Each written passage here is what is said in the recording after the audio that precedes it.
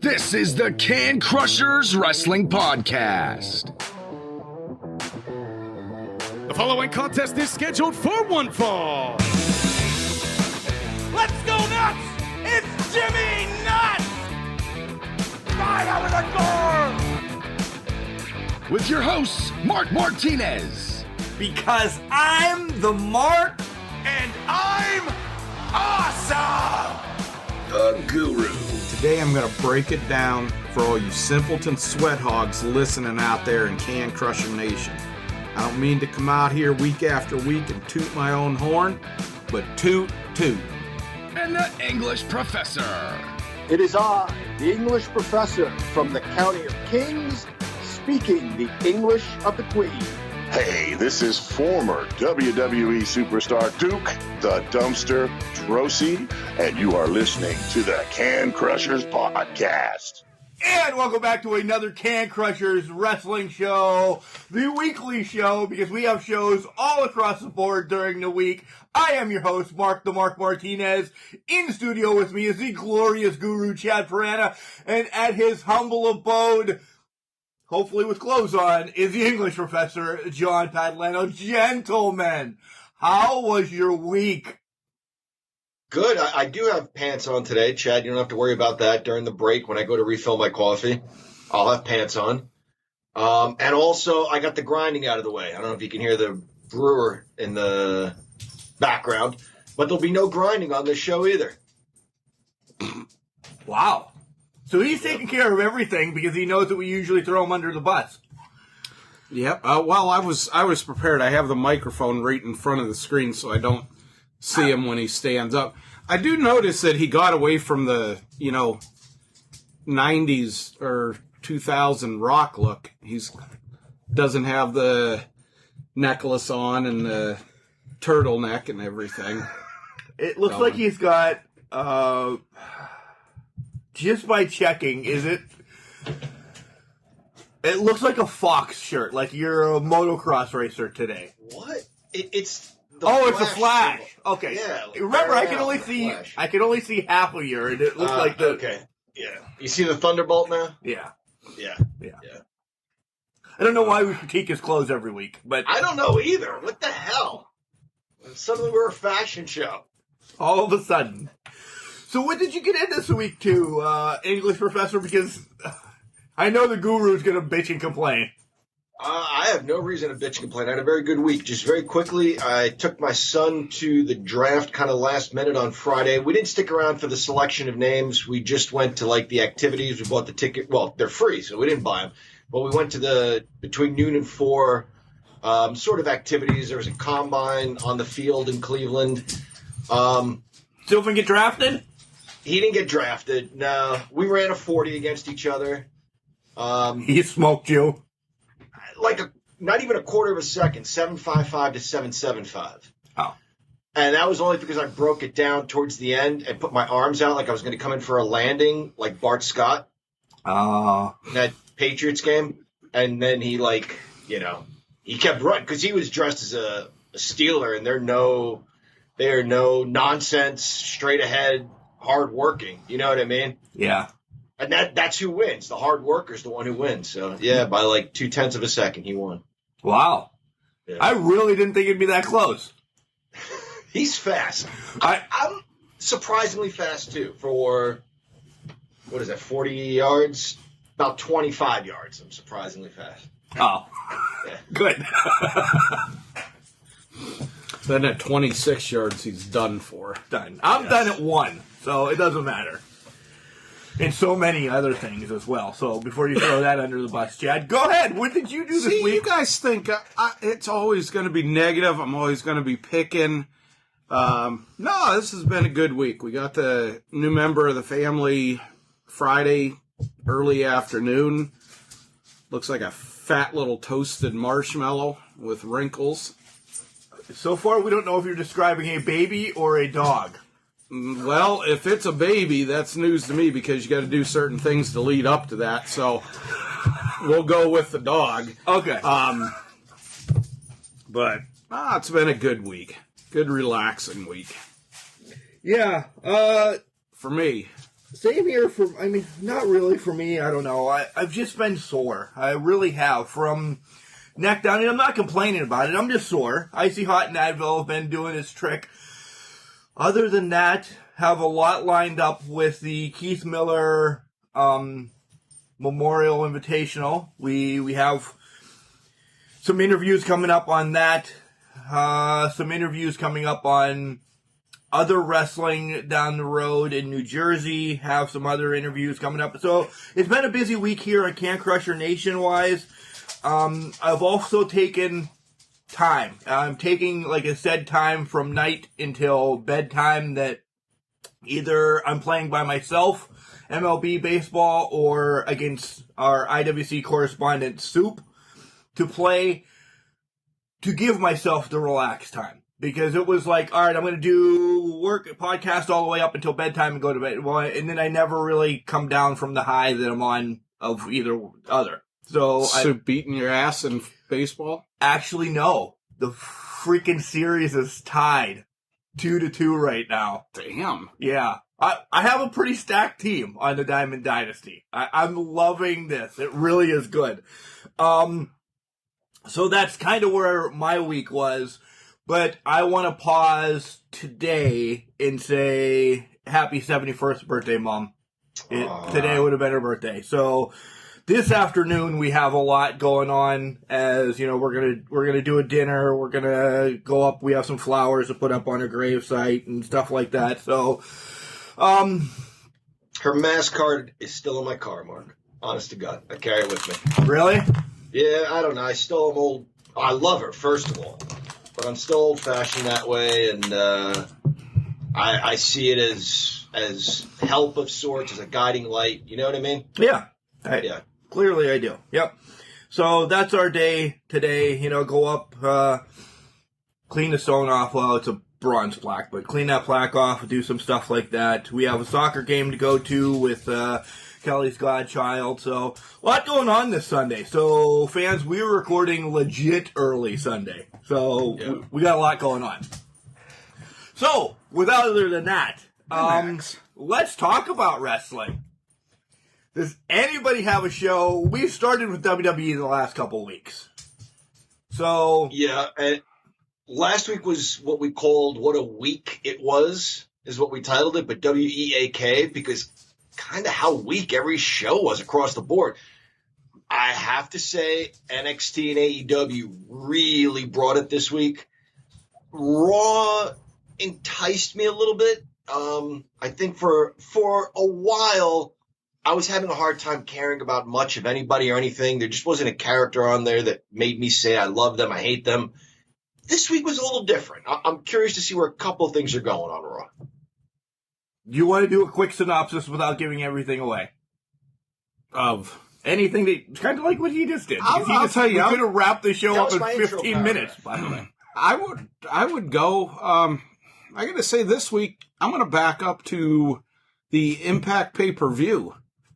We did not, that was on after our last show. Highly impressed with it overall. I thought it was going to be, the drizzle and shits. And it was a good pay-per-view outside of, one blow-away match and one match that I don't care for the person that was in it, but, was a good pay-per-view. The regular wrestling this week, definitely, like John said, AEW and NXT kind of stepped it up. Raw and SmackDown, same shit. Now they're having that. We'll get into it. That's okay. Summaries. Summary. I did go back. I didn't watch. Are you now building a house? That was my coffee cup moving. I'll move to the other side of the table away from the microphone. I'm sorry. I did not watch. Chad gave me his password stuff. I did not watch all of the Impacts, but I watched highlights, and I want to say yes, it was good. It really was good. And I know where things are going. I personally know, but I think I know where things are going. So Impact was good. Will I give it a shot next time? We'll have to see what's on the card. Deonna Purrazzo and Tennille Dashwood. I enjoyed the hell out of that match, and even though my girls, Flavor Flav, it's not Flavor Flav, Fire and Flava, I call them a different thing each week. I do. Tasha Steele and Kiera Hogan. Those, they lost the titles, but nonetheless, overall I liked it. I did like it, so I'll have to give it a shot. The week in wrestling was not WEAK. I did like Wednesday, and I didn't mind Friday, comparative to what some other people are going to say. Monday was a little lackluster for me. But watching NWA Thunder, there's some shit going on there that you two are going to have to find a way to watch NWA Thunder because Trevor Murdoch's suspended for 30 days. That sucks. Yeah. So, all right, that's our synopsis. Since we really didn't talk a lot about our life, did Sylvan get MLB The Show yet for this year? For 2021, I think so. Yeah, he's been playing MLB The Show. I think he's got the latest one. All right, well, I have to kick his ass. So. Yeah, I'll ask him. Honestly, I don't know. And you didn't download it yet because it does take about 3 hours to download, so you have to get your ass down here and download it because the Diamond Dynasty is where it's at this year. Hey, speaking of PlayStation 4 on the 30th. Finally. A year and a half after later. like 8.5 years later, Retromania on PlayStation 4. I have it on, which I got to talk to you about. I could have it on the Switch. I have not used my code yet. Just got lazy and hadn't downloaded it. But I seen it was on PlayStation 4. And I'm like, I'll probably be more comfortable playing it on there. Just for the simple thing of the controllers. I downloaded it, got my ass kicked. It's but hard. It's a little bit it's a timing thing with hitting your moves. But it's the same basic, here's your offensive weak move, here's your offensive strong move, and then you got to follow it up with something. You don't have to have a 15-button combination to do anything, but it's a timing thing. Very timing oriented. So we'll talk at the break on what I would like to do with my Switch code. Oh, okay. For the Can Crusher Nation. Ooh. Okay. Let's save NXT and AEW for the second section because we're really gonna love on both of those, I think, and we could we could probably plow through. Let's save this because we have a couple more minutes because I know it's not gonna take us 15 minutes to talk about Raw and SmackDown. Have you guys been watching the Sunday night programming on A&E with the biographies and the National Treasures or whatever the hell they're calling it? Those are amazing. Going out and finding the stuff that WWE has lost in the years. I watched everything but the Piper one. The Piper one's in the hopper to watch, so John has not watched any of them. I can tell by his face. I have not watched. No, I was going to say I was going to wait till there was a break. I have not watched a single one. I have forgotten what life was like and kids' activities. Both of them are in multiple things, and we're rarely ever home. And when we are, I forget stuff is on. So I was bummed. I honestly wanted to see the Stone Cold one. I especially wanted to see the Roddy Piper one. I hope they're available on reruns somehow or on demand, something like that, because I would love to watch those. You have to watch the National Treasure things, too. Like them just going out and find some of the stuff that they've lost from auctions or something throughout the years is really cool. Tonight at 8 o'clock is Pat Lupino's dad, Macho Man. You know who watched one? And then I swear, Chad, I'll let you go. Cheryl, she was telling me about how, was there one about Mick Foley threw a T-shirt into the crowd or something and a guy caught it? Yeah. And he wanted to buy it back for $3,000 or $5,000 and the guy wouldn't sell it. Yeah, Cheryl, actually, if that aired, she saw it or she saw the commercial for it, was telling me about it. Yeah. I watched the Roddy Piper one. And I'll just tears. It was good. It was really good. You haven't watched this. I don't want to say anything. I want to see if you pick up on the same shit that I did. That's going to get me into watching the rest of them. something else we got to bring up is the first week of first episode of Dark Side of the Ring. That starts this Thursday. It is out already. It's They released it already. So Yeah. it's on the Vice app or whatever first. Yes, the first week is out. It is Brian Pillman, and that is on the hopper to be watched at the house. I knew this is the week that it came out for national broadcast, so they must have just threw it out first, and that's cool. Yeah, that's going to be a big one to watch. John, you really have to... I'm not being a dick. You really have to look into getting a DVR. At least you have them on your hopper. Because as we get, and we get to the Friday show and we talk about it for a little bit, you sent the VHS tapes up, and I watched them over the weekend. Thank God for the VHS tapes. Right. You guys put on a pretty good show that I was swimming in a fucking puddle outside in my yard. What? Yeah. I thought you were mowing the grass. Yeah, I was mowing the grass, all right. All right, let's move along. Make sure you guys check out A&E every Sunday night. Like I said, tonight is a Macho Man, and I don't know what the National Treasure thing is, but they're really cool. DVR them, if anything else, and watch them when you have no other time to watch wrestling, because we're up to like 37 and a half hours of wrestling per week now. Raw. Let's start with Raw. Overall, what did you get? First, I'll say that Mason T-Bar are a horrible rendition of the Ascension, because they're bad. Just get rid of this whole retribution type of style that they're still with, and bring them back as who they are. Divakovic is one. This is bad with them. Dagkovic, whatever the fuck. Can't pronounce his name. We never can. No. I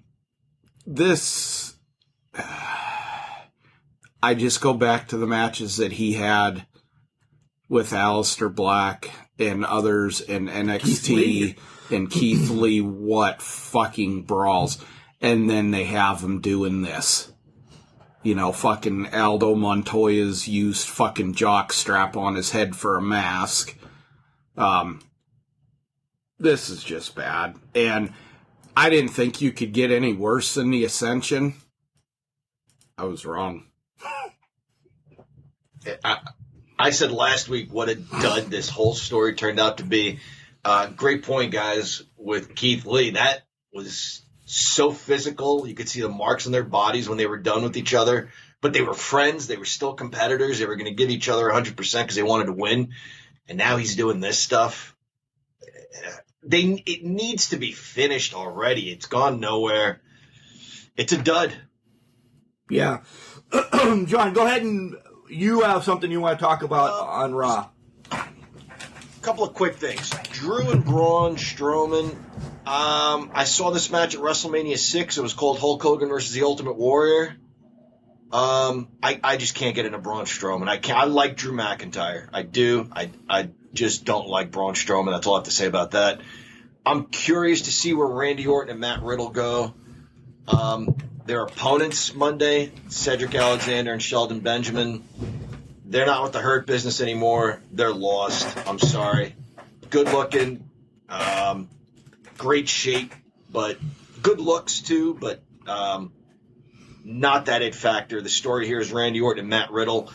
Build this up, kind of like Miz and Shane, even though I hate Shane McMahon and he always takes somebody's spot away when he doesn't deserve it. We all thought the Miz was going to turn on Shane, and it turned out to be the other way around, and they had a pretty good WrestleMania match. Mark, you think Randy Orton's turning on Matt Riddle? I think the same thing. Randy Orton is brilliant. He really is. His body language, his facial expressions, he can be the perfect good guy. He can be the perfect bad guy. I'm curious to see where this goes. I hope they don't give up on it, and I hope they put some effort into it. I don't think they need a tag team title run, though. I mean, they don't. Not. No, they don't. Keep this a middle of the card type of deal thing. They don't need to push either one. Yeah. Yep. And then Charlotte's apology, I thought was funny.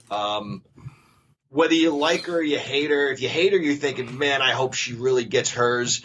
But what stood out to me was Sonya was a hostess, or whatever she was. I don't know. I just feel like this might lead to something. And if this leads to Charlotte and Sonya, I am all in. I think that would be an epic match or series of matches. I lost total interest in Monday Night Raw with fucking Braun Strowman and Drew McIntyre. I will say I was surprised at the result of the match because I really didn't think they were going to bury Drew McIntyre. So that caught me by surprise, but not like necessarily good. Braun Strowman, he's one of these guys that need to be in a group. That, needs to have somebody that can talk around him. He can be the enforcer coming in, the big muscle. Ever since he's left Wyatt family and everything, it's just been shit. The only good thing about it is that it brought Alexa Bliss to be an evil little bitch. Nothing on here. They're shitting on Benjamin and Cedric Alexander, who were, dominating. And they were tag team champions like less than, 6 weeks ago? Maybe? Around there? Yeah, it's just... Nothing. I nothing out of this show. I had it on. I had it on till I started winding down for the night and turned it off and didn't really care to watch the rest of it that I taped. Go ahead. It's interesting to see what MVP does for careers, really. You put guys with MVP and suddenly they're stars. Bobby wasn't really going anywhere until he hooked up with MVP, and now these guys are lost without him too. I echo what John said about Riddle and Orton. He kind of stole what I was going to say as we talked off air about that. You stole my thunder. I didn't think you saw that Sonya and Flair are going to have some. That's my prediction too. At some point, something happens at Sonya and Flair. Good. Sonya needs to be back in the ring. It was great bringing her back in as this assistant GM to get her back in because she was out of the WWF or WWE for a while after the whole incident she had. Alexa and Lily, cool, interesting. I just hope it's not exactly like The Fiend. I hope there's a different twist on it. But my big thing is, this week, there's two different Nia Jax in the WWE. On Raw, she is a bumbling, fumbling, freaking moron that she trips over literally the same puddle that I was cutting on Friday. And on SmackDown, she's a dominant force. How can they have... There isn't just a Raw audience and just a SmackDown audience anymore. People watch wrestling. How can they make her look like a jagalone week in and week out on Raw? And not being a huge fan, John, that's why I'm asking both of you this. But then on SmackDown, she might take a loss, but it's because somebody cheated or something. She's a freaking force of nature on SmackDown. What are they doing with... They don't know what they're doing, one, with the Tag Team Championship. And two, how can you have two different Nias? I think it's stupid the way they're portraying her on Raw. We look at this as like real life human beings on a TV. They are, to an extent, comic book characters. So you say it's the same audience watching Raw and SmackDown. It is the same audience. As a comic book fan, I'm the same guy reading all these different titles where different characters appear. And sometimes the writers try to stay true to that character, and sometimes they make them a little different from one title to the next. WWE's writers are not as tight, maybe, I guess, as the people over at DC Comics. That's the only explanation I have. This is Vince McMahon's idea of wins and losses don't matter. Taking a step up of, on Raw, she's doing this. same people aren't watching SmackDown. Most of the same people aren't watching SmackDown that watch Raw, so they treat her like that. The only time in her entire career that I remember them portraying her the way they should have was when she was teaming with Bliss. She didn't do too much in the ring, but then when she turned on, or when Bliss turned on her and she, Nia found out Bliss was being a bitch, Nia was like, I'm gonna fucking destroy you. And she did. Her, Tamina, who's the MMA one? Shayna Baszler. They should not be losing to fucking anybody. Wow.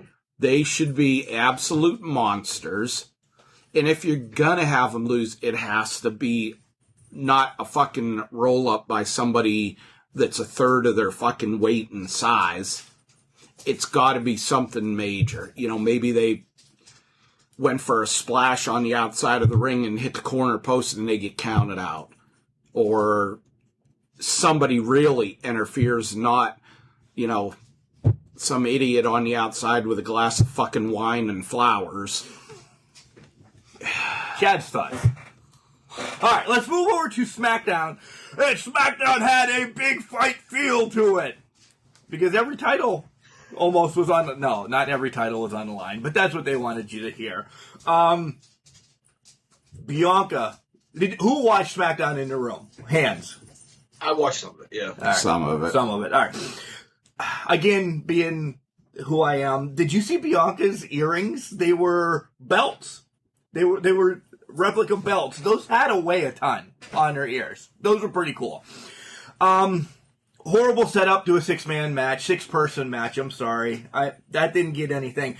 What I really want to talk about is the main event. And then we'll go backwards. Daniel and Roman, man, this was a good match. Did we think that Roman was going to lose the title on SmackDown? No. But did we think something funny was going to happen? Yeah. I enjoyed this. I really did. This was a night that Soup and I were playing baseball till 2 o'clock in the morning. He was floating back and forth between the draft and this. And I'm like, nope, I can't watch wrestling sometimes, most of the times, with commercials anymore. So he was kind of filling me in, and then I went back Saturday morning and watched this. This was great. Roman, new entry music for Roman. I think it's about time to get away from the Shield. It didn't say Aka, da-da-da-da-da, but he's got this old, tribal type of music now. I like that. Roman wins with the rear naked choke. After the match, Cesaro comes out. Jay comes out. Roman ends up hitting him in the chair with the head. Hitting him in the chair with a... Give me your head! Yeah. Well, yeah. Hitting him in the head with a chair. I think there's more to come out of this, but you see that Cesaro is going to be the next challenger for Roman. Edge, I thought, was going to play a part in this at some point. This last 45 minutes of SmackDown was really good. 2, I'm glad to see that Aleister Black is back, that he's going to do something, even the Tales of the Dark Father, that was pretty good. Very promo heavy, though, on SmackDown.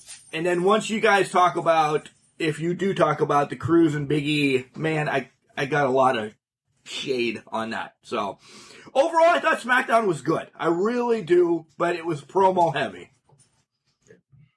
Go ahead, Chad.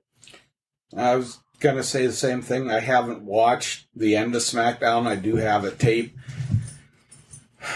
As much as I wanted to get interested in it, I knew what the final result was going to be, and it's just hard to be into it as much. If this would have been at a pay-per-view, maybe a little bit different, but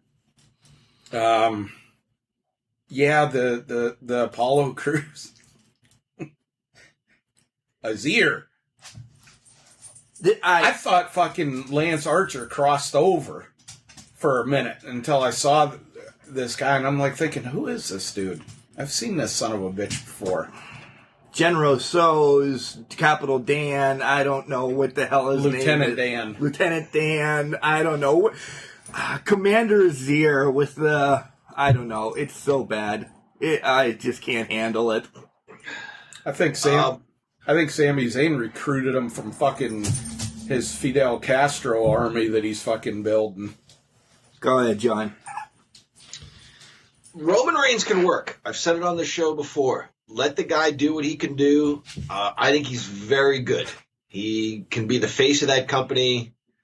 But the guy can work when you let him do what it is that he can do, which was a lot of, stuff on the mat, like the pounding, the elbows and the knees and stuff, and the big power moves. And the guy can sell. Did we think he was going to lose? No. But when Brian had him going, when he hit like a running knee, when he had the yes lock in, he makes you think maybe for just that 1 second, just that 1 second, and then he finds a way out. I think he's a good, solid worker who doesn't get the credit he deserves because Vince McMahon was in love with him and he was forced down our throats. But I watched a lot of shoots this week, and not just because he's my favorite wrestler, but Bret Hart was big on Roman Reigns in one shoot, saying the guy can get himself over if you just let him be who he is. But they kind of overbooked him for a while. But I like this version. I like where this is going. I think this was getting a little hokey with the long monologues during every match about God's plan for him and the islands and where they are in relation to the moon, and I don't give a shit. But this was good. This was really, really good. Anything else you pull from SmackDown? You guys brought up the Intercontinental title. I don't even know what to say about that, but no, the main event was the best part of the night. It really was. Yeah. That's really SmackDown. With Roman, the one thing I've got to say, they waited too long to capture his height of popularity as far as being a face. They waited a couple of years too long. They had that fucking chance, and they didn't capitalize on it because it's what the fans wanted and Vince didn't want it. Now we waited so long to see him as a heel, to see him as a badass. Now we're just like starving to see somebody get a fucking step up on him. And I'm not talking about swinging him around in the ring 23 times or somebody to maybe upset him for the title and the next month he gets it back, or, just something. They're building him right. I just hope and pray that when they bring him down that notch, that it's not fucking somebody stupid that they have beat him. I don't want it to be worry. Brock again. That's my biggest worry, that it's going to be Brock. Because I really don't think Cesaro's going to give him a great match and he's going to find a way to get through Cesaro. I really do. I just don't hope it's Brock. And I see that it's going to go to SummerSlam, I think. I don't know. This is a storyline that has me intrigued. Like, you could say, all right, the Dirty Dogs are probably going to lose it to the Street Profits here in the next couple of weeks, so maybe at the next pay-per-view. Give them another title run, because what are the Dirty Dogs really doing? Or the Intercontinental title, you're probably going to see Sammy get it back. I mean, you can see, I don't know where they're going with Roman. And that's what kind of intrigues me with this. Yep. And he's got longevity. He really does. He's the kind of guy that if you give him a story, he can put some longevity on it and take it to SummerSlam, like you say. But to your point, guys, it has to be somebody important that beats him. They need to, if Roman's at a certain level, whoever beats him obviously needs to be above that. And it could lead to some fun wrestling, some fun WWE for a while, if the right person eventually comes around and makes us want to pay attention. There's something that I read Thursday that I said somebody was being stupid if they didn't tap into it. The WWE and MLW, as reported by MLW, so it's not the WWE machine doing it, are in negotiations for talent swap.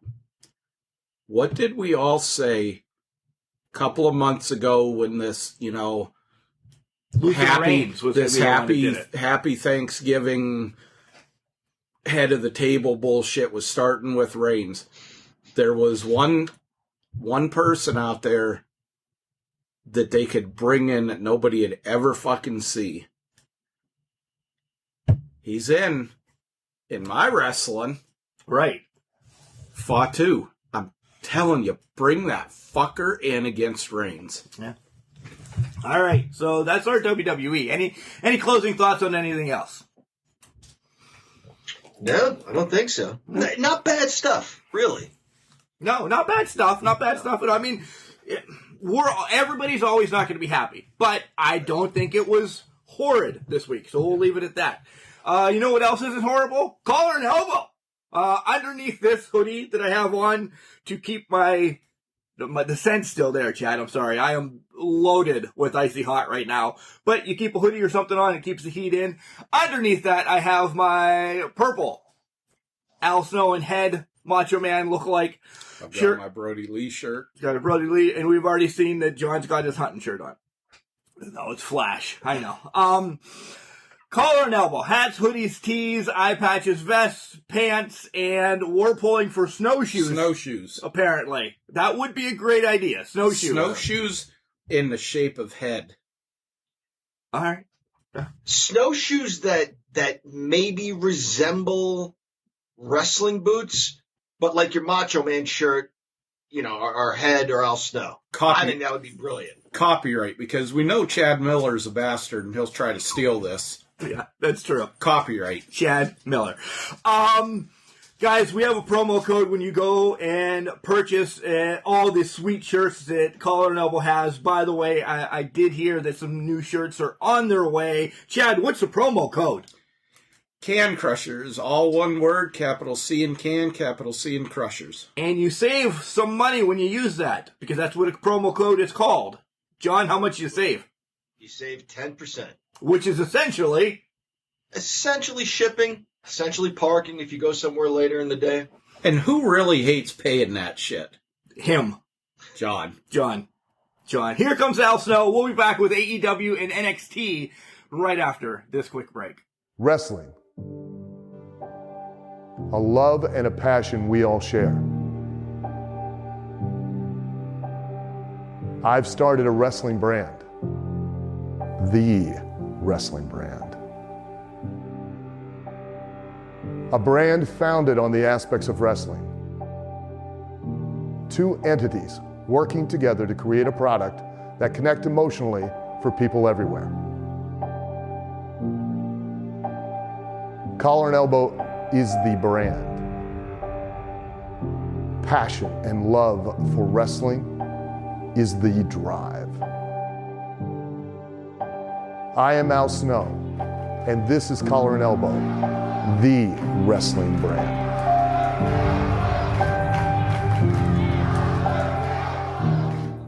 This is the B to the C to the S to the T to the double E-L-E, Benjamin C. Steele, Mr. Steele if you're nasty. Ladies, remember, none of you can be first, but a whole bunch of you can be next. You're listening to the Can Crushers Wrestling Podcast, and if you're not, you are the worst part of society. If you are, share it with a friend, because as good as it is that you're listening, it's even better if more people listen. So do it. Welcome back, Can Crushers listeners. It is I, the English professor, joined by Chad the Glorious Guru and our host, Mark the Mark Martinez. In this segment, we will go over NXT and AEW. Very quickly, though, I didn't mention this at the beginning. Chad, you brought up the drizzling shits. And I just wanted to say that I have been... I don't need to know this. I've been critical of Ole Anderson over the years. I probably still don't love him as a person. Bobby Heenan described him as a size 12 foot and a size 8 shoe. He's always miserable. But I was watching, as I said earlier, some shoots, and I saw Greg the Hammer Valentine. I watched some of his interviews, and he talked about his matches with the Andersons. And I went back and watched Valentine and Flair versus Ole and Gene. Ole was very good in the late 80s, early 90s when the Horsemen were together and apart and together again. Matches against the Steiners were good. But if you thought he was good there, you need to go back and watch him and Gene versus Valentine and Flair. I don't know if it was an all-heel program, but the Andersons were kind of baby-facing it up. The guy was nonstop, perpetual action. Ole Anderson was, whether he was giving the beating or taking the beating, and he was in phenomenal shape, excellent shape. Very good match. Not if you love the Young Bucks against the Seidel brothers, you'll probably hate this match. It was a brawl. Valentine provided the psychology in the match with preventing Gene and Ole from making tags. And just when you thought they were going to make a tag, he reaches in and grabs the guy's trunks and pulls him back towards his corner. Flair was the entertainment. The flips in the corner, the face plant, all that stuff. And then the Andersons, like I said, were just perpetual motion. The guy could work. He really, really could. And so, yeah, hats off to Ole Anderson. I know we're doing a love him while we have him later. I hope I didn't steal your thunder, Chad. Oh, no, we did him a couple of weeks ago. Yeah, we did. That's right. We did. Yeah. So maybe I haven't given that guy his just due, but the Andersons were fun to watch. They're the best match, I'll just say real quick, I ever seen with Ole and Gene, and I'm going to have to locate it and so you guys can watch it, was excuse me, Ole and Gene against Dick Slater and Greg Valentine. These were four guys that just didn't give a shit in this match. They beat the ever-loving shit out of each other. This was a physical match. I don't know how any of them walked away from the match. It was just one of those old school, you look at these guys, there's nothing overly special about any of them. I'd put them, any combination of them against anybody throughout wrestling history as a tag team. Even John's favorite, the Road Warriors. Wow, I knew that was coming. As we're doing a couple promos real quick here, I want to give a shout out to Trophy Boy Tyler Klein, who was our spotlight this past Wednesday, LGBTQ wrestler that we talked to. If you listen to the show, amazing stuff out of Tyler, and he announced about on IWTV, guys, if you don't have this, subscribe. It's on Roku. It's on all these other streaming devices. But during the week, we talked about Leapfrog Wrestling, Camp Leapfrog. Recently, they had... Oh, crap. It was in my head until now. Thanks, guys. I put a... It was like a Mortal Kombat type thing. Let me look it up. Damn it, that was going to be a great promo for Tyler and Camp. It was going really well. Yeah, and then I just lost track. That's my mind. Frog Sport is what it's called. Frog Sport. Make sure that you check out Frog Sport, as it's fun. Guys, this is a great promotion. We said it on the Spotlight that it's a little bit hokey, but it's fun. It's a show from beginning to end that ties everything together, and it ends. Each episode or event is something awesome, so make sure you check out Camp Leapfrog. And coming up soon, as we always talk about, the Brian Pillman episode of The Dark Side of the Ring. It's available on YouTube right now, and it'll be up on Vice this coming Thursday, so that's what they're starting with. So I can't wait to watch that. I probably won't watch it on YouTube right off the bat. I'll make sure to watch it this coming Thursday. But all right, nice promo section there. Yeah. Can I start over, JR? We're live, big boy. Thanks. You reminded me of Psycho Sid forgetting he was on a pay-per-view. Yeah. Thanks. That's where you got right back into it, like Psycho Sid did. Good job. Yeah, Frog Sport is what it is. And I'm not going to edit today. So Frog Sport on IWTV is the way it goes. There's a lot going on today in the life of the Mark. Let's start with NXT this week. Yeah? Yeah. Yeah. Rachel and Dakota come out. And who's Rachel? Dakota takes on who? Mercedes Martinez, my cousin. Yes. Go ahead. Yes. God, I'm lost. Yeah. So Mercedes Martinez is challenging Raquel Gonzalez for the championship, but before she gets to her, she's going to go through Dakota Kai. Excellent match. Good mat wrestling by both women. Dakota Kai, surprisingly powerful. She bumped Martinez around a little bit. Martinez hit a really nice clothesline and spine buster. There were good reversals. I had this one move that, what the hell did they call it, by Martinez, where she had her like in a razor's edge position and then spun her around into a face-down side suplex. The cliffhanger, I guess, is what the kids are calling it these days. That's his new go-to line, by the way. Yeah. What fascinated me here, I think you guys would agree, for a while we had Martinez as the aggressor, and she's still the aggressor, but we had her as the bad guy. And then we get into this match with Dakota Kai, Raquel Gonzalez interfering, causing the DQ, and beating the hell out of her after the match. I mean, crashing her into the, not the barricade anymore, but the plexiglass. Plexiglass, thank you, surrounding the ring. And talking trash like a bad guy would. She kind of said in Spanish, "I'm the champion. I'm in charge here. This is my division." If any of you non-Spanish speakers were wondering what she said. I knew that. But you knew that because your last name's Martinez, and you're related to the woman she was beating up. But is this an all-heel program? Are they tweeners, as we said back in the 90s? Is Mercedes the babyface now? This is intriguing. I love this. I enjoyed it. We've said that the strength of WWE across the board, but more so in NXT, is the women's division. I would be okay if this is a storyline or, saga that the title goes back and forth twice, maybe 3 times over. And I know a 6-month run isn't going to happen with this, but I wouldn't mind if it does. One, Mercedes has been in the business so long. I'd like for her to, beat the upstart Gonzalez, but then spin it right back around. Gonzalez is so pissed off that she does get her dues back, and then she runs with the NXT title for a while.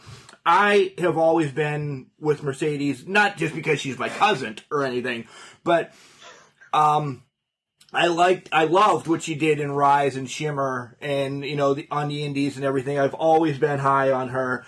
I just think it's time that more people get to see her doing that.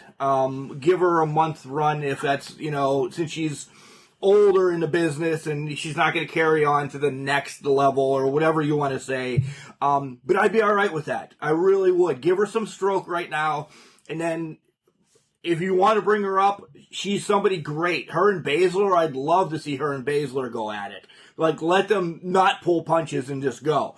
But I think she needs a little bit more clout down there in NXT, and then beating Gonzalez for the title one time, and then possibly Dakota screws her over to get to the Dakota and Raquel feud that we're going to have at some time.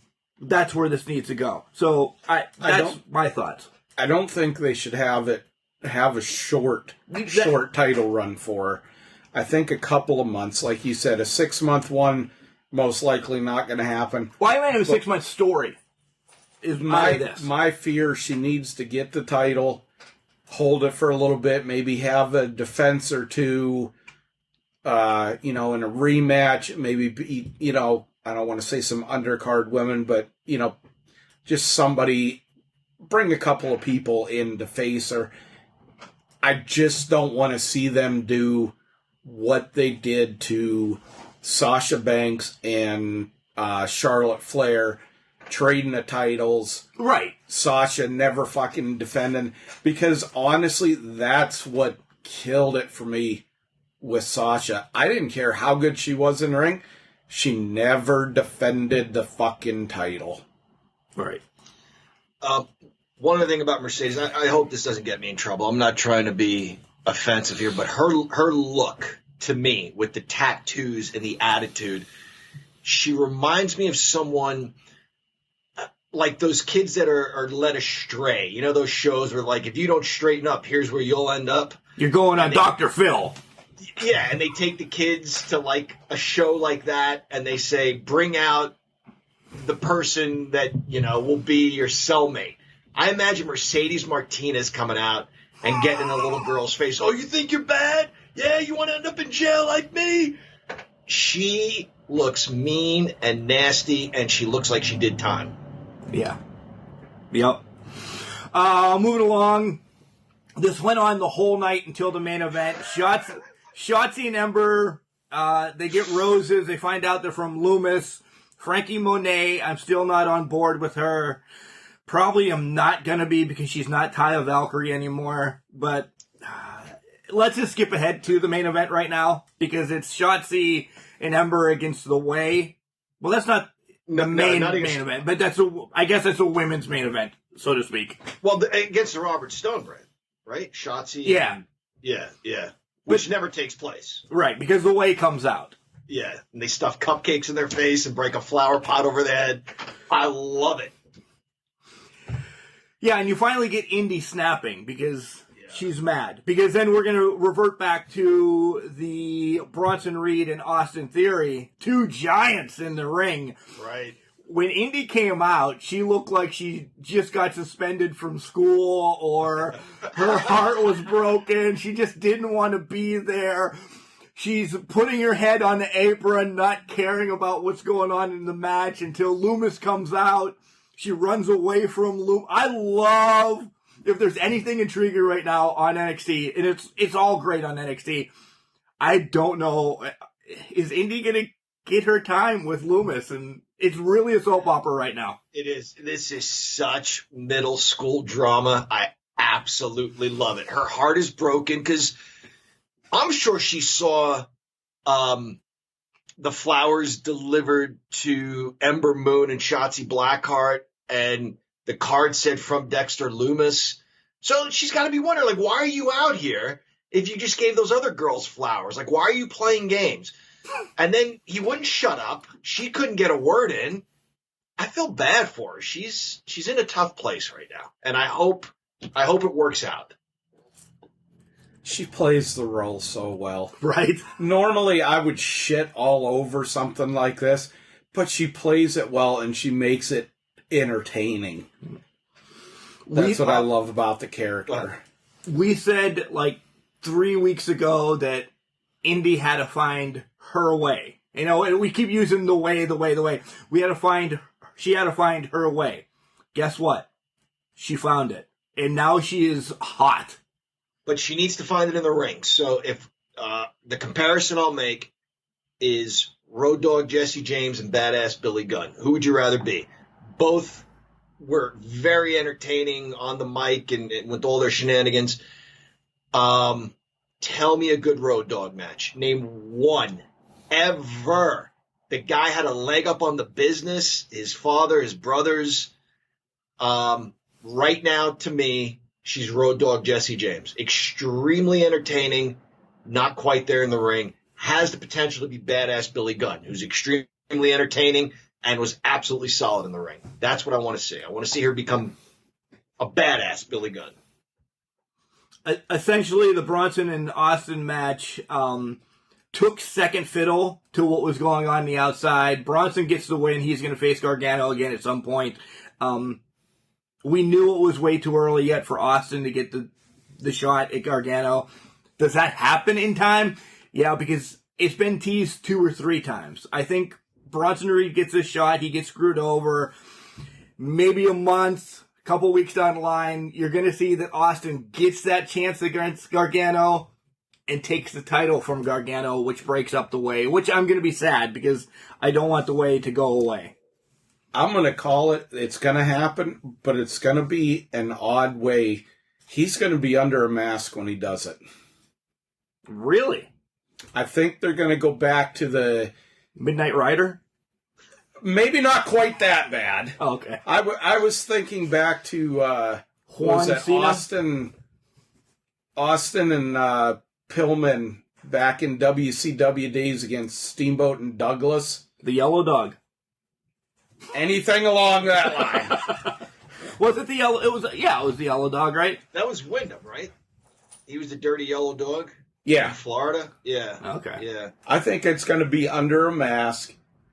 I think Gargano's going to be cocky and, I'm going to defend my title, against this new guy or, somebody come out and it's going to be this guy come out. It's going to be obviously him, but... because of his height. Yeah. I mean, because he's fucking huge. I mean, unless they resurrect Andre the Giant, they're, just nobody that big in wrestling. But I think it's going to be under a mask. I think he's going to beat him, and then he's going to pull the mask off after the match. That's the kind of shticky thing that would work with those guys. They're all great athletes, and they could pull off something funny like that if it were to happen.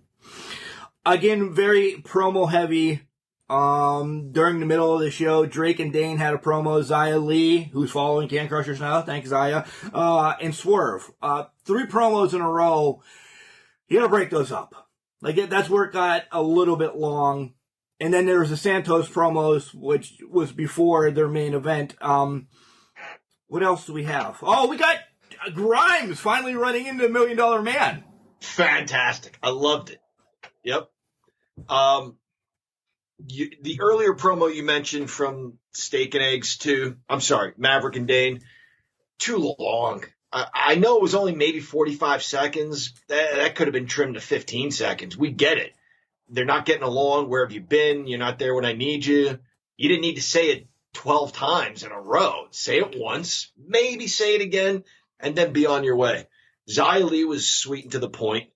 But this is fun. Every time the guy goes to buy something, the $1 Million Man is there and outbids him or whatever. I enjoy it. Chad, I'll go to you on this one. What did you think of the Adam Cole promo?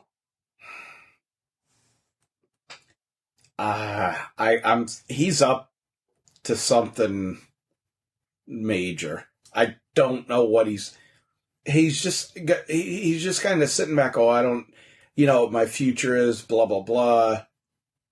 He's up to fucking something. Somebody's coming in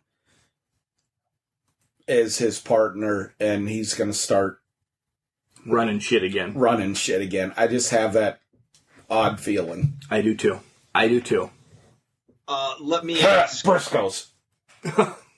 Let me ask you, Mark. What did you think of the promo by LA Knight that preceded the Bronson versus Theory match? I actually skipped it because I don't like him right now. Oh, dude, it was awesome. He got into Indy Hartwell from last week, and I know you were looking at me. It pushed the envelope a little bit. It was great. You need to watch that promo about how she was having butterflies, and that's okay because when girls get around me, and now I'm mad. He threw in that that he does, but it was at the right time, like when he was describing her feelings about him. Like, you know how you feel about me, yeah? It's a great promo. You need to go back and see it if you blew through it. I did. He's finding his way in NXT. I don't know. We can skip right to the main event because the 2 tag team matches were meh for me. If anybody wants to talk about them, the women's and the Imperium against Drake and Dane. Yeah, Imperium against Drake and Dane was kind of predictable in how things turned out with, you're not there for me, and then he goes to make the tag, but he's been pulled off the corner. Yeah, and then what the hell was the women's tag team match? It never happened. That never started. Yeah, with the cupcakes and everything. Yeah, we covered on that. We covered that. So the Familia takes on MSK and Kushida. Spoil it real quick. Logano wins. They all hold up the titles afterwards. I hope, as much as we love Kushida, I want this faction to run with the titles for a while. It is maybe a lesser Undisputed Era, but the Undisputed Era is not around right now. We love Logano, we do. So, I don't know, John, I know you have a notebook full. Excellent match. Excellent 6-man tag team match. Again, I am super high on DJZ. Joaquin Wilde, sorry. He starts the match with Kushida and had him down on the mat, took him down, and then did his sweet Stan Lane dance, which I absolutely love. And Kushida, he danced into a Kushida drop toe hold. Now, here's the thing. He dropped to the mat from the drop toe hold into a wrist lock. Now, either of you guys get up and just drop down into like a push-up position, okay, on your wrists, on one wrist now. Not just that, drop down into somebody else who will catch your wrist. The level of trust involved there, I mean, it's just a minute detail, but it shows you just what pros Kushida and Joaquin Wilde are, and across the board. Everyone that worked in this match was top-notch, and it was cool to see the villains at the end with the win holding up all 3 belts. This just reinforces to me and for me what I've always said. You have you have your guys that people will come to just see. Then you have the guys that make a card, that make a match. That's what these guys are. This is the substance to wrestling. Yeah. In general. These, people say there wouldn't have been any Midnight Express if there wasn't Rock and Roll Express. Well, these guys are the talent with a little bit of flash that people come to see and people want to see. You'll see your big guys that, do their stupid stuff that, are all over every product and stuff. These are the guys people really want to see. Yeah, because they're magic in the ring. They really are. Yep. Jinx. I owe you a Coke now. You do, yeah. Couple other things very quickly I want to mention about NXT. Toni Storm, that, even though she lost, that was an excellent old school Ivan Koloff style squash match. Just beating her opponent from pillar to post. Loved it. And then it became a Razor Ramon versus 1-2-3 Kid situation where she got beat with a high flying move in the final seconds. And then I almost said Adam Dunn. Pete Dunne. I love that promo. Adam Dunn, was he? He was a baseball player for the Cincinnati Reds. Right, yeah. And the Oakland A's and a couple other teams as well. But. No. Pete Dunne. Awesome promo. Threw himself into every title picture.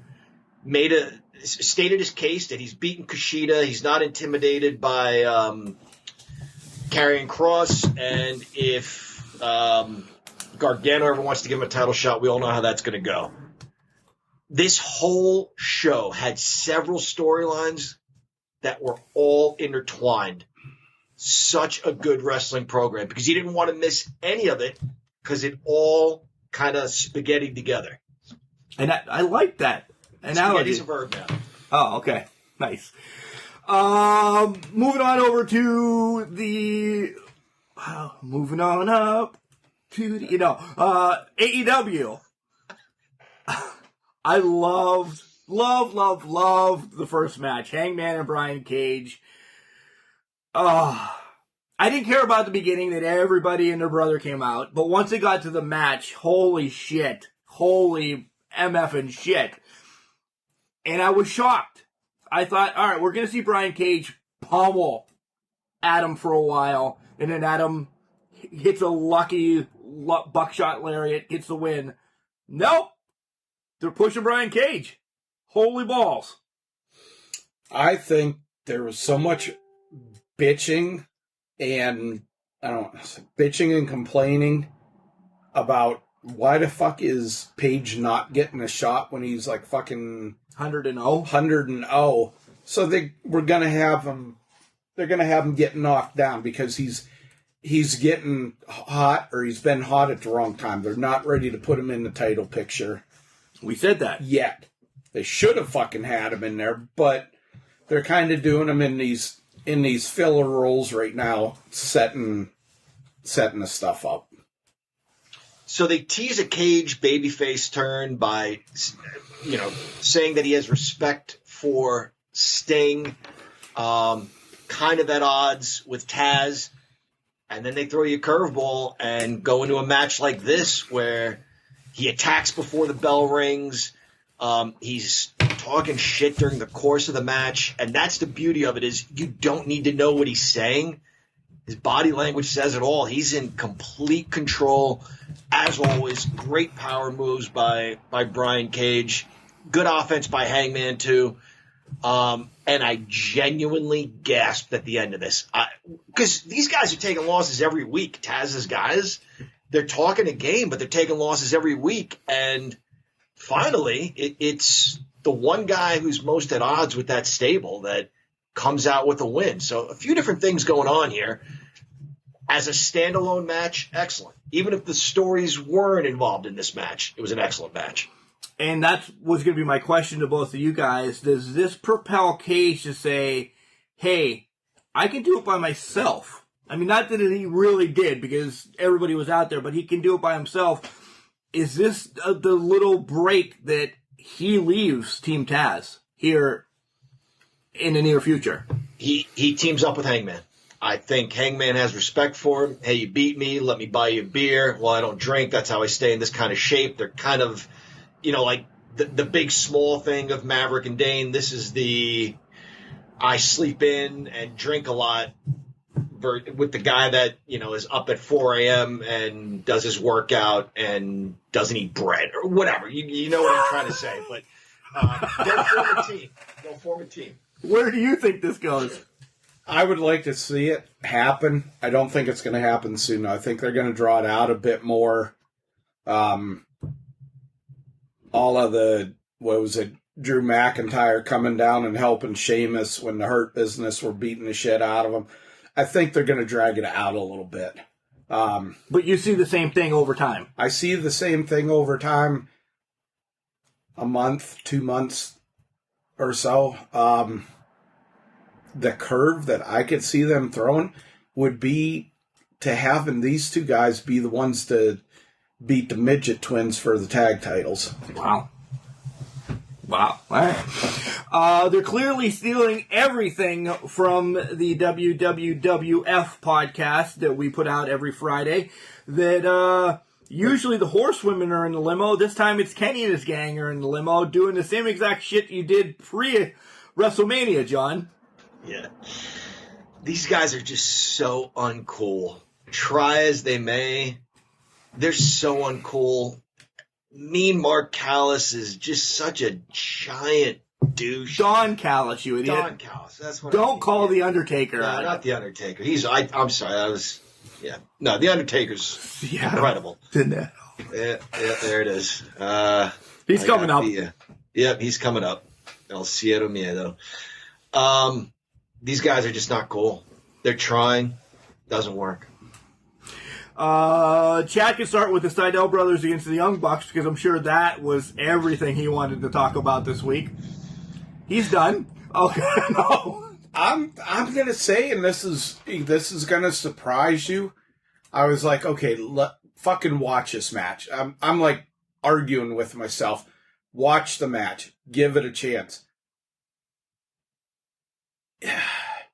This wasn't a bad match. I'm a step shy of saying that I really enjoyed it just because of what half of the participants are. And I'm not talking about the Seidel brothers. But this was a match that the flighty, jumpy, bouncy fucking shit wasn't overly bad in. And this is a match where they were bit more believable in. I don't believe them beating FTR in any way, shape, or fucking form. This match, I can see them beating these guys. Yeah. That's what I took. And I didn't mind the match. That's a shock. I hated it. I absolutely hated it. I'm done with these guys. To your point, Chad, a few weeks ago, months ago, whatever, I said, I'm going to give these guys a chance. This wasn't so bad.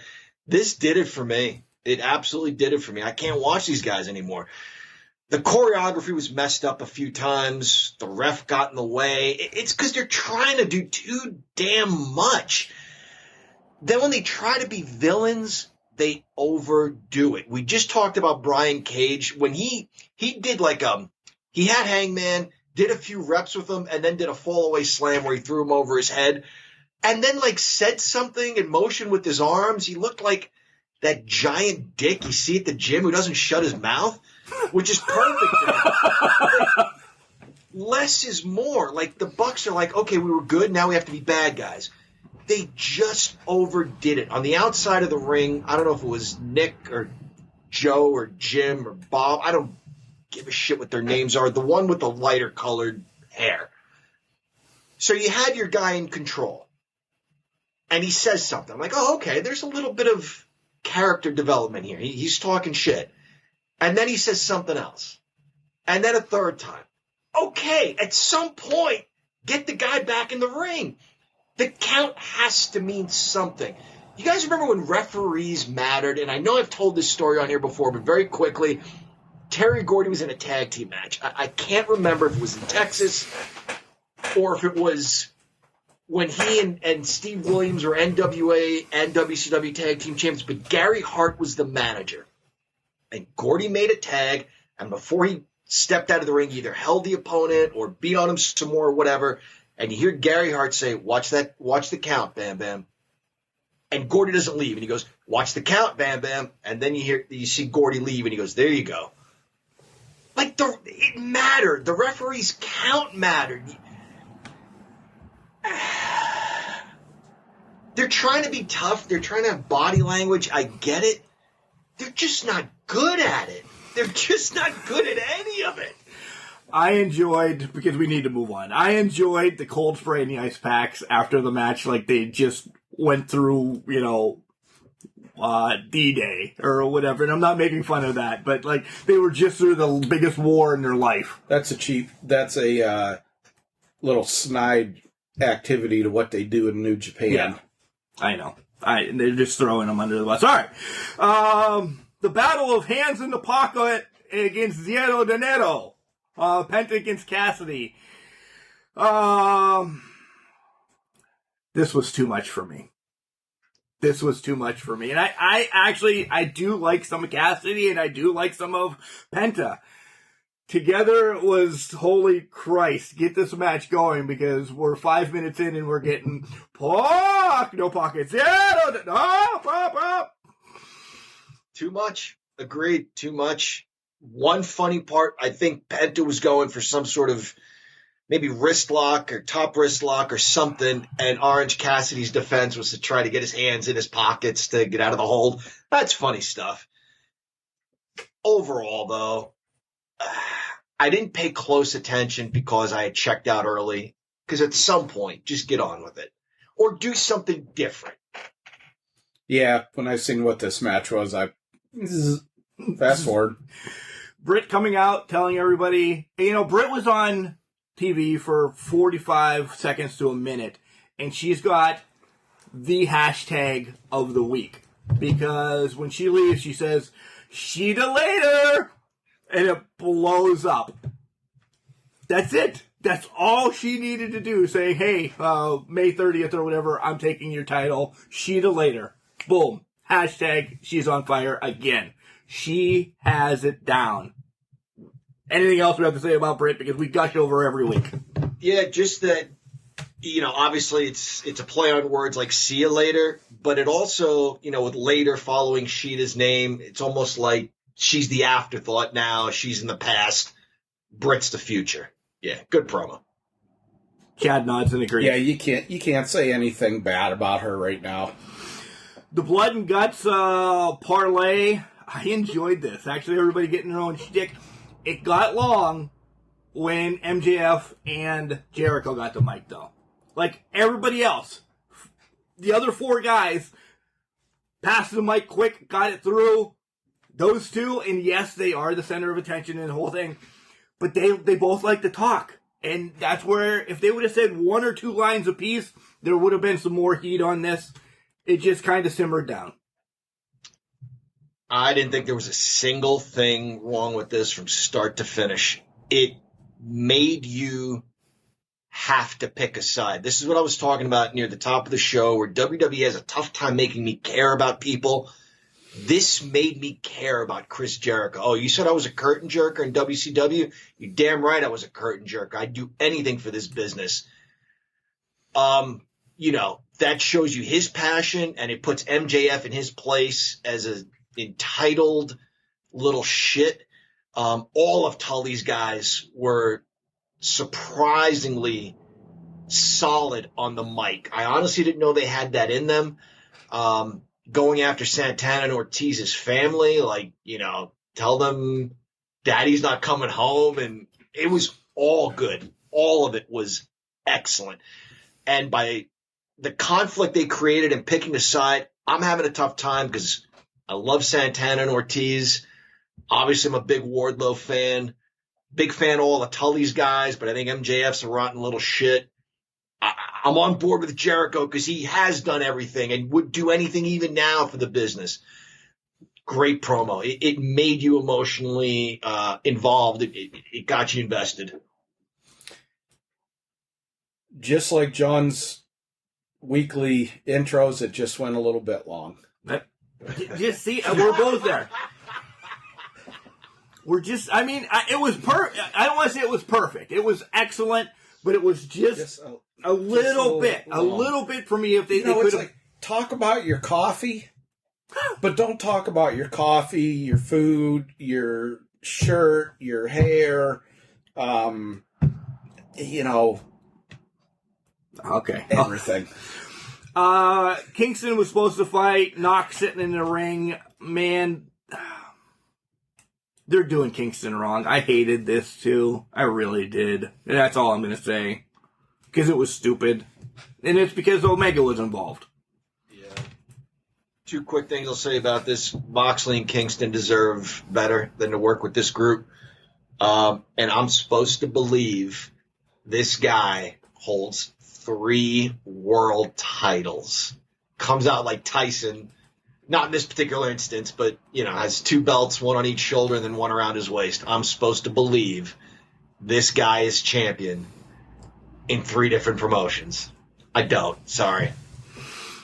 They set up a match next week, Kingston and Mox against Omega and Naka. Knock it the fuck off. He's going to leave Michael Nakazawa, and then they're just going to pummel him. And I understand it's going to get a match down the line. One of them are going to get a match against Omega, but he's got anybody else. Pick anybody else, at least Gallows or Anderson or me. Nakazawa has never done anything. The Taz and Christian promo. Pick a side. Do something right now, Christian. Just good. Yeah, it's been going on a little too long. Agreed. Back to the Omega thing real quick. You would have seen the happiest I just wanted one of those guys, either Kingston or Moxley, to go fucking off script and stomp that chair when that fucker's head was in it. I would have been the guy in the audience. I got $1,000. Stomp that fucking chair. Wow. That's it. Penelope against Statlander. It did what it needed to do. Statlander's got to build her way back up to the top.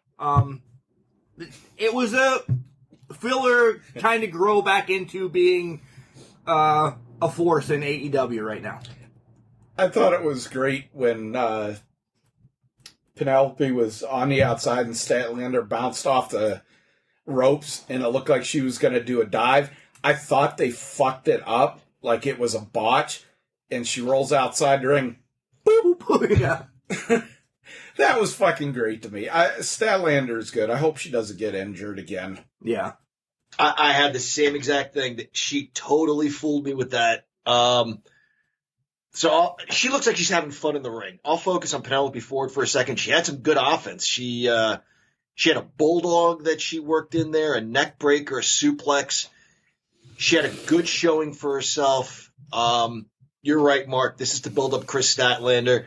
I hope Penelope Ford gets a little something because she deserves it. She's a very good worker, has a great look.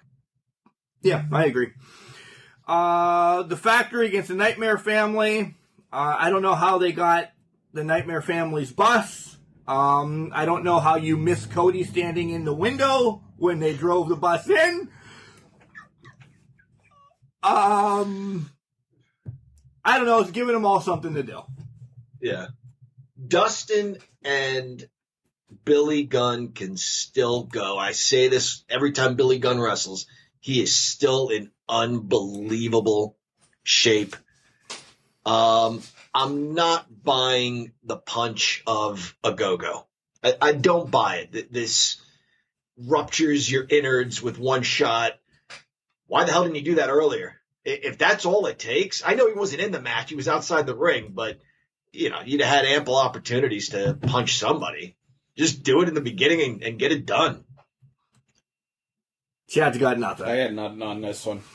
Miro beats up Kip, possibly breaks his arm, and then he hugs him. That I don't know where this is going. We said Miro is kind of lost right now. Again. Lost? Fucker's having dinner with Amelia Earhart. Ouch. That was sick to me, though. That was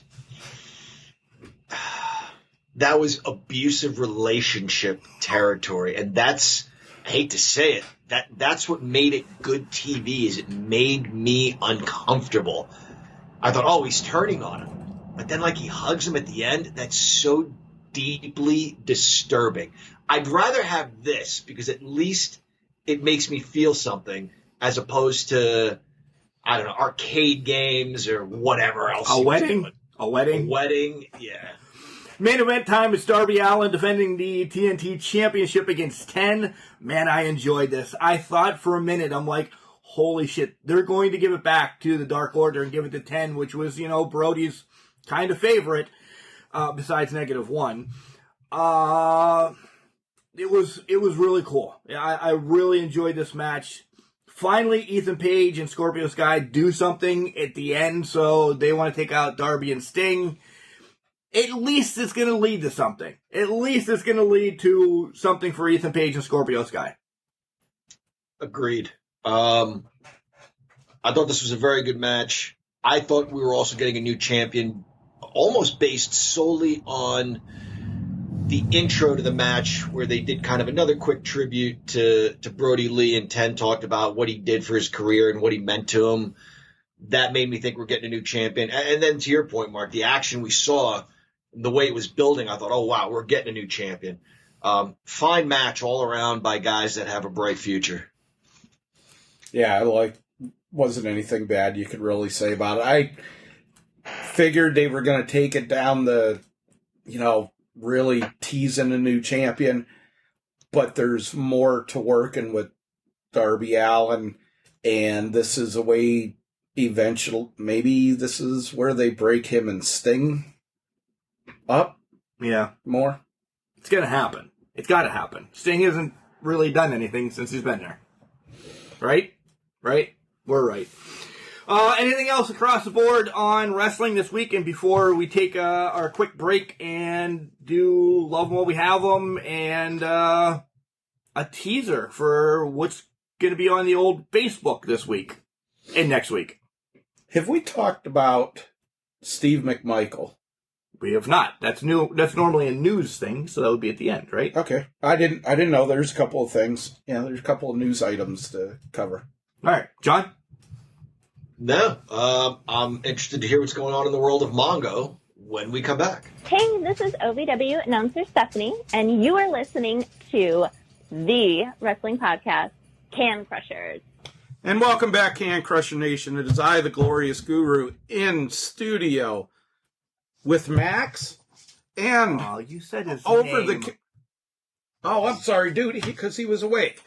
And on the other end of the computer, we have the professor, John. I'm not here, apparently. Well, we didn't know if you were still out in the yard mowing grass or swimming or whatever. Was one time I missed a show. One time. In the 4 years of Can Crushers. And I legit didn't miss the show. I made an appearance at the end. So I've never been not on a show. That just cringed you, didn't it? Sometimes you've been the only one on a show. Right. Yeah, right. that takes That's when guts. that's when the ratings were really bad, wasn't it, John? Yeah. I mean, last week they fucking spiked. I know. We had like a million listeners. I know. Everything. Okay. Real quick, NWA guys, if you're not watching NWA Power on Fight, you get it NWA Power on Fight for $4.99 a month. A lot of cool stuff's happening. I know we haven't covered it more in depth because they're just starting back up, and I'm not throwing them under the bus, but there's a cool storyline going right now with Aldis and Trevor Murdoch. Trevor Murdoch now suspended for 30 days because he didn't win a match. The tag team champions, Aaron Stevens and Kratos, not on the same page with each other. They were actually in a match against each other. 6-man have it be. Kratos just put it to Sal Rinauro, and Aaron Stevens didn't like that. Tim Storm made it back into the ring this week. The Pope and Tyrus, you guys know him as Brodus Clay, doing some good stuff. Thunder Rosa and Camille are building up to what is going to be an amazing, epic match. I can't wait for that. They're just doing a lot. It's $4.99 a month on Fight. You get to go back and watch everything old. Their next pay-per-view set up already. Damn it, I don't remember the day. That's how good I am on the days. But give NWA Power another chance. They are bringing it again. And have Murdoch in the spotlight a little bit. Kudos to him. He has been through a lot of shit in his career across the board. And I'm glad he's getting a little bit of a stroke. He was with... was it Lance Cade in WWE, and he passed away. I believe so. Yeah, because that was one that created a big shit for Stephanie because she didn't know what his name was. He showed what they allowed flashes of brilliance in the WWE. And he has really come across, I was kind of pissed about them taking the national title off of him. Boy, I would not be surprised that if they would have him upset Aldis for the fucking title. That would be cool. It would not surprise me. Is it June 6th, Mark? Yeah. June 6th? Thank you. At 4 o'clock, when our shadows fall? Yes. Is that it? Yep, yeah. Thank you. You always got my back. All right. That's right. So let's do Love 'em while we have them right now, John, and then we'll end with some news. Okay. Love 'em while we have them. We loved on Ole Anderson a little bit earlier, and we also did that a couple of weeks ago. We try to appreciate someone while he or she is still with us. In the event that this person may be listening to our show, they know just how much we admire them for their work in the wrestling business. This week, it is Chad's turn to bring a name to the table. Usually I like making this a hard one for you guys and that, but I want to bring somebody into the mix that Mark and I semi-recently talked to. Nikita Koloff. Oh, my God. Let me go first. Just the love for the business now. And he didn't know anything about it prior to getting into the business. Greener than green. Go back and listen to our Can Crusher interview with him that he tells you the story. But he took the persona on. He is Nikita Koloff. He's not who he was in being born. And he wants to help. He wants to be there for the younger crowd. I truly thought he was Russian. He took Rosetta Stones. It wasn't Rosetta Stone back then. We talked to him about it in the interview. He did everything right. He's going to be always remembered for the Magnum 7 Series match with Magnum TA. What he's doing outside right now of the wrestling business, him and Lex Luger, Man Camp, he's just a wonderful human being. I could continue to go on and on and on. Probably my favorite clothesline in the business. And then Hansen, and then Bradshaw, if we're going to do clotheslines. I love those three in that order. Nikita was always somebody that I went to and was like, yeah, man, he is just the badass. But after the accident, he came out and worked with Dusty. That changed the realm of wrestling. I love the guy. John?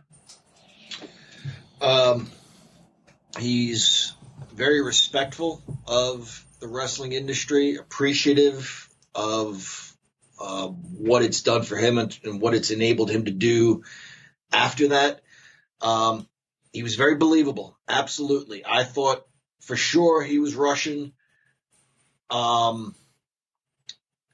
Ominous ring presence.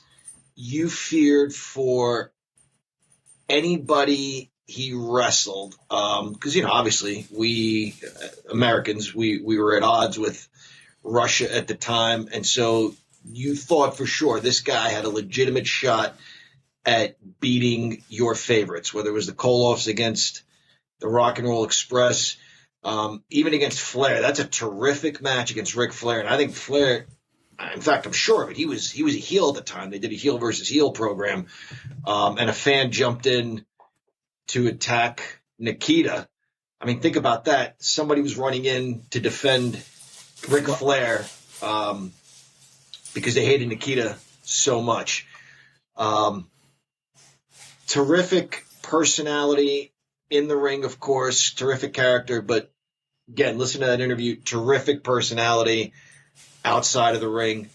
So more than all that stuff in the ring that we loved, if you get to talking to the guy, you see he's a much better person outside the ring by far.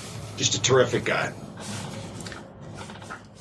I remember when we were talking to him, and, Mark, you brought it up, John, you did too, about, there were certain guys that you just were like fearful of when they came down to the ring. And he had that look. And I remember mentioning that to him. I was scared when you come down to the ring. I said, I'd shut my mouth or holler. I said, my 70-some-year-old mother called you all kinds of names. And he got a great laugh. And he was like, well, he didn't know, obviously, that my mom had passed away. But he was like, I may have to give her a call and talk to her. Right. I can't imagine how funny that discussion would be. But his, the thing that comes to mind with him is inspirational. A lot of people don't know that when he was first into business, not long after, he met a young lady that he absolutely fell head over heels for. And they dated, and they found out that she had terminal cancer.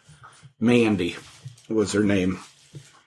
And there was nothing they could do for her other than just make her comfortable. You got to remember, this is back, 30-some years ago. And he chose to still marry her. And she was, you don't want to do that. I'm going to die. I'm not going to be here. And he chose to still marry her. And if I'm remembering right, she died 2 weeks after they got married. That's what took him out of wrestling for the first bit. And when he came back, even he admitted, it just wasn't the same for him. But he came back. He didn't. Not that you couldn't have blamed him if that crushed him But he came back and he found the Lord. He's changed his life, trying to help out everybody and anybody. I don't think you can find a better person as far as to look up to. His in the ring could say, what you wanted. He lived his character, and those that, if you find out through the wrestling history, those that lived what they portrayed on TV were the best at what they did. And when he went as far, and this was just a little snippet that he had in that interview, it was he had a Russian or 2 Russian magazines being sent to his house in North Carolina. I thought that's the most I've ever heard anybody going above and beyond their character. But you can't say, I don't think there's anything you can say bad about him. No, absolutely not. Gem of a human being. And Mark, speaking of Nikita Koloff, I don't know if you remember, you were at work, this was years ago, and I called you and left you a message, and I don't know why you thought, oh, this is a good idea, I'll listen to this at work. But I was so loud on the message that your coworkers heard it and were wondering, what in the world is that? And you just had to say, it's my friend, it's hard to explain. But the message was, Mark, it's Nikita Koloff. We need to talk. Yes. Do you remember that? I do. So many messages that you've sent across the years that I should play. We should just play your messages, your songs, and everything. Right. But my Nikita, it's not bad. My Nikita, right? Your impression. Your Vince is still your best, I think. Yeah. I really do. Yeah. Well, to Nikita Koloff, cheers to being here, sir. We're glad you're with us. We're glad you took time to talk to us. We're big fans. Huge fans. News. Wow, there's a bunch of news around. WrestleCade. Still a 2-day event. We didn't announce who the first 2 headliners Kane and Kurt Angle. Yes, Kane making his return. Kurt Angle, I think they said this is his first time doing WrestleCade. More to come. Mark and I will be making that trip down, whether it's 2-day or 3-day. Hotel booked, everything. See what's going to go on. Front row tickets. VIP bitches.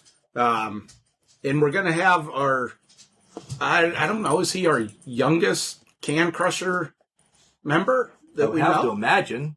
How old is he? I can't remember. He'll be 7 years old in June. I mean, unless we're counting Aubrey, which is Soup's niece, she's been around for a couple Can Crushers thing. But she doesn't like us. Yeah. She's just part of the family. She's part of the family. Kind of like John. No, he loves us. But Vinny, my son, is going to be making the trip. Good and Lord, he has absolutely no idea about this. And well, make sure you don't play this podcast for him now, dumbass. Oh, I can't get him off of the damn Switch, so he's good for now. Oh, okay. But he's going to be going down. He has no idea. He will not know until probably the day before. Hopefully. Because he won't shut up. He'll call me. And I bought for Vinny. He's going to get a picture with Kane. That's pretty awesome. And it's not just a picture. I have ordered Vinny and gotten part of it in already. A full Kane costume from head to toe. Oh, wow. Mask, wig, the, what do you call jumpsuit? It? The jumpsuit, the old style Kane, where one was all, his left hand was black. Or no, his right hand was all black, old school Kane. So it's going to be... After he wears it, I'm going to try to fit into it. It will not fit you. I'm sure it won't, but I'm still going to try. This is a one and done outfit, by the way. All right, quickly on the news because we have to do the spoilers. Tessa and her boyfriend, fiance. I thought it was husband by now. Husband? Yeah. I didn't know if it was officially husband yet. Signed to WWE. It's merely a formality at this point of when they're going to be coming in. Yep. Said that was where she was going to land. Really thought so. So my prediction of her winning the AEW championship is probably off the wall. Yep. Just as long as Soup doesn't win it with some fucking 1.5. Oh, wrestling's still going to be on TV this year. Someone Shit. will beat someone is my prediction. Yeah. On a sad note, seen Steve Mongo McMichael, member of the Four Horsemen, more famous for his time with the Chicago Bears, is not doing well. He's fighting a terminal case of ALS. If you remember how big he was and everything, he is not. He is not anymore. He's less than 200 pounds, which I just read he is less now than what he was when he was in high school. Yeah. I hate to say it, he does not look good. He's very, very small. He can't feed himself. He can't raise his arms to grip anything. He's not doing good, but in his interview, he said, "This isn't the way I envision myself going out, but I'm going to fucking fight it until the end. I'm not quitting." Did say he is done making public appearances and everything, though. Yeah, it's only inevitable. They said within the next maybe 3 months at the most that he will be completely wheelchair bound. So keep Mongo in your thoughts and prayers. First, he's like I said, he's not gonna fight it. He's not gonna get jacked up on painkillers and stuff to prolong his life. So thoughts and prayers go out to him. Obviously, I hope he goes as painless as possible and peaceful as possible. Okay, got a few minutes to... John, do you have anything? Say no. No, I don't. Okay. Chad has had a switch code for Retromania Wrestling. And let's preface this right now. Guys, this is only for the Switch. We're not going to give you a code for anything else that's out there. This is only a Switch code. Chad got it. He wants to give it away. You can't cash it in for anything else. Right. You have to use it for Retromania Wrestling and on the Switch. Yes. That's it. If you win this contest and you say, "Can I have a sticker?" I'm going to say no. And we are going to call you out on the show if you do that, Pat. So don't fucking do that. I hate to say this. If you have a PlayStation 4, blah, blah, blah, blah, blah, blah, blah, you guys can leave. Thanks for listening this week. See you later. See you next time. But if you have a Switch and you want to win a copy of Retromania, here is the contest we're going to be doing over the next 2 weeks, Monday through Friday. You will have to answer a question on the Facebook. You will have to send the answer to cancrusher69@gmail.com to get entered into said contest. Answering on Facebook does not count. Let's be clear. Right. Commenting will be turned off for the post. So don't try to put another post on Can Crushers. Hey, here's my answer. I can't comment. No, we don't want your answer on there. You have to email it to Can Crushers. 69@gmail.com. You will get entered every day if you answer 3 out of the 5 correct. Did I say that right? Yes. Yeah. So it's a 3 out of 5 fall match. Right. You lose 2, you have to win 3. Right. You have to answer 3 right during week 1 and then 3 right during week 2 to get the 2 entries in. Right? That's what I wanted to say. Yes. Yes. So every day there will be a question on the Facebook. clearly have another job to look over every day who sends an email at CanCrusher69. Boom. You get written in the old golden notebook, and then you will be entered after you get 3 victories. The said week of, I don't know, in 2 weeks from now, which is May 16th, we will have it in the middle of the show of who wins the game code pass for Retromania. These questions will be all over the place. Mark, John, and I will be making up these questions. We'll be agreeing on the questions. It's going to be all over the place. It's not going to be just today, the last 5 years or something like that. The questions are, it's going to be about everything wrestling. Again, it is only for the Nintendo Switch. Okay? That's what Chad has decided to give up, so Chad's going to give it up. So make sure you pay attention. CanCrusher69@gmail.com is the only way you get entered. Emails. Okay? If you don't get it, you guys are morons. It's an easy way to do this. But we love you. That's why we want to give you something. Even Pat can win this. Pat doesn't know what a Switch is. No. And he is an electrician. The only one that's not allowed to win it is Jock Sampson, that fat bastard. All right. So, that's it. That's all we got this week. Nothing else. That's your way. The questions will not be at noon or 1 or whatever. They will be when I am awake. So I'll tell you that. If you know when I'm awake because I'm a garbage man, that's when the questions will be posted on Facebook. And you answer them how, John? You answer them by emailing cancrushers69@gmail.com.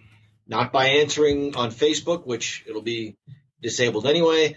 Not by posting something on Facebook.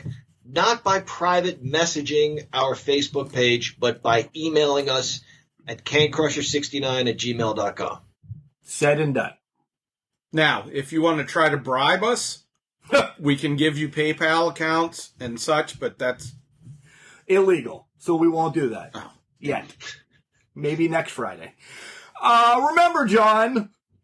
Just because you're trash, it doesn't mean you can't do great things. It's called a garbage can, not a garbage cannot. Sheeta next week.